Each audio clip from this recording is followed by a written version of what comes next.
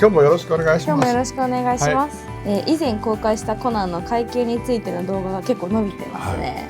はい。でも階級って本当に僕らは自然ともちろん警察官だから分かってることなんだけど、なかなか皆さんがね、分かってないことって本当多いですよね。でコメントも100件以上来ているので、ちょっと少しだけ紹介していこうかなと。そう、皆さんねコメントをしてくださるっていうことは何かやっぱり質問があったりすると思うんですよね。ですからそれに対してお答えするのは僕は必要だなと思っています。はい。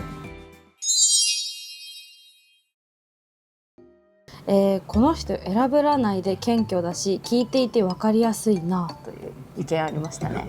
すいません、僕の顔だけで回答としてください。いや僕全てそうなんですけど、事件の解説などにおいてもね、本当に分かりやすく説明するということを一番に考えてるんですよ。で、だから分かりやすくすると難しい言葉っていらないじゃないですか。あ、そうですね。だから僕のコメント短いのね。だからそれであんまり良くないのかなと思う反省もしてるんですよ。僕自分で生き合ってるだけじゃなくて反省もしてますからね、しょっちゅう。一年中反省ですからね、僕。は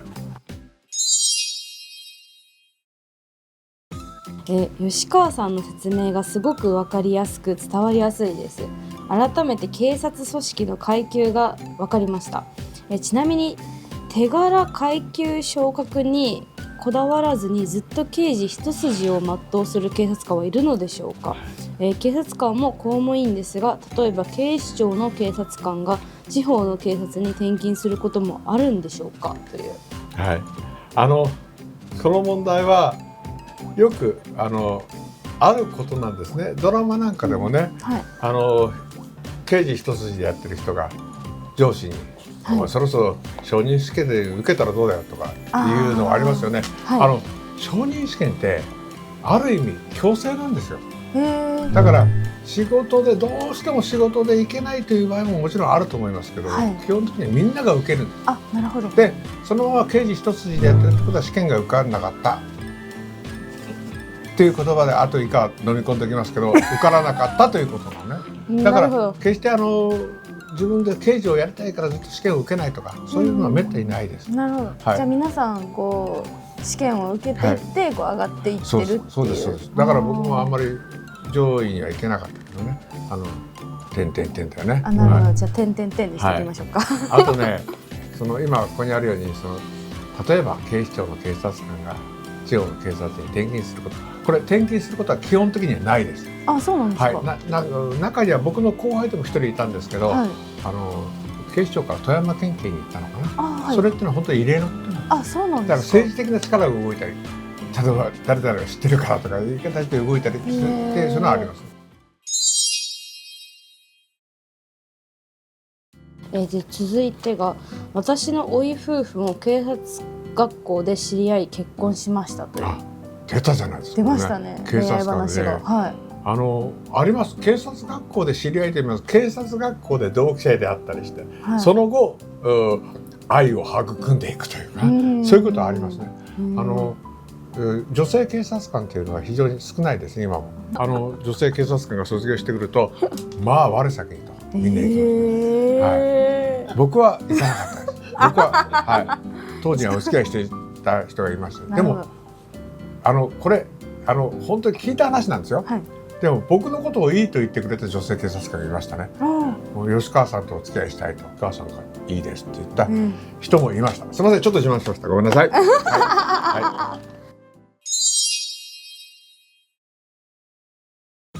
昔から思ってたんですが、目黒警部みたいに肥満な警察官っているんですかみたいな。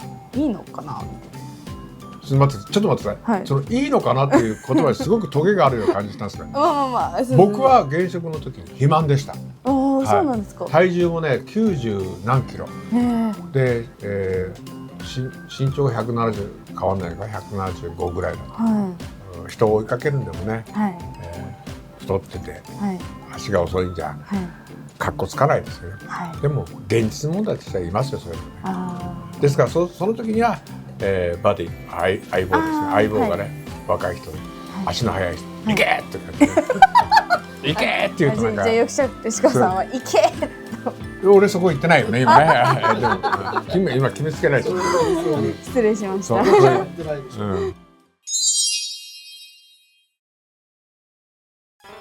コナンを見ていってこんがらがるのが、警察庁、警視庁、検察庁、またその中にある公安、それぞれの位置づけや役割も解説してほしいとのことですね。この質問に答える前にね、警視庁ってなぜ警視庁っていうか知ってますか？わかんないですね。確かに。なんで東京都だけ警視庁なのって思うんです。はい、確かに。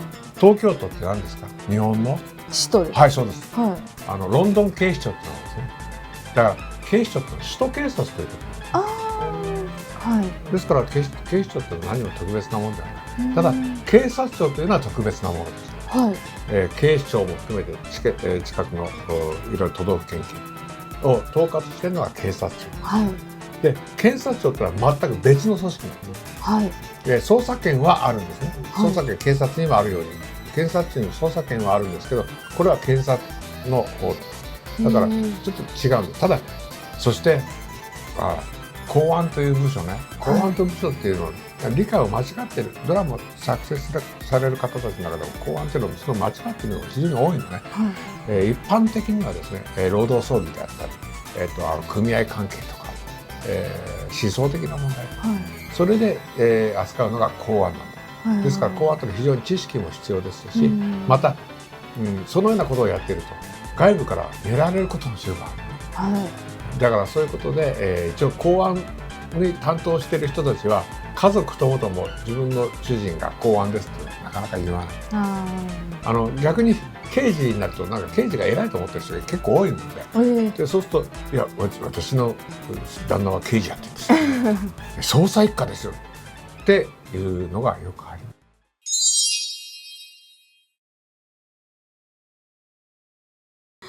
じゃあたくさんのコメントが来ていましたね。この時コナンだけでしたけど、踊る大捜査線や相棒、こち亀、コナンなども混ぜてちょっと階級を見てみるのも面白そうだなと思いました。先日僕がお話しした階級のいろいろな特徴などについてお話ししましたけど、それをもとにですね、今後ドラマだとやるときに見てほしい。いやそうですね。だからちょっとA さんと B さんの会話を見て、これどっちが階級上だろうという見方もあるでしょうし、面白いですね。そういう見方も一つ楽しめるかなと思いますね。ありがとうございました。はい。